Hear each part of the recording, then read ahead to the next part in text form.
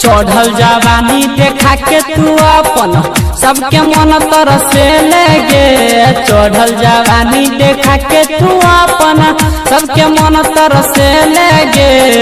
बोल लगे छौड़ी तेता चुम्मा नहर कर दे लेगे। बोल लगे छौड़ी तेता चुम्मा नहर कर दे लेगे। चढ़ल जवानी देखा के तू अपन सबके मन तरसे लेगे। चढ़ल जवानी देखा के तू अपन सबके मन तरसे लेगे। बोल लगिया छौरी देता चुम्मा नहर पर दे लेगे। बोल लगिया छौरी देता चुम्मा नहर पर दे लेगे। डीजे राहुल राज। बोल लगिया छौरी चुम्मा नहर पर दे लेगे।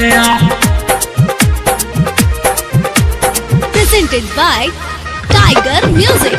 Tiger Music. कहाँ घर है? कलाम चौक। होठों में लाली कानों में बाली लागे छही अमर पाली गे। कौन छौरा के बोना के रनिया बनबही घर बाली गे।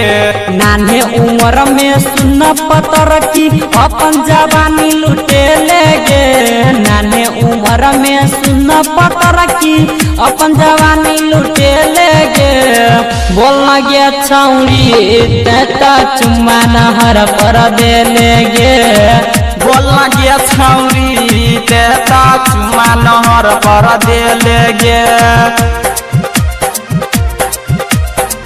बोल लगे छौड़ी चुम्मा नहर पर दे लेगे।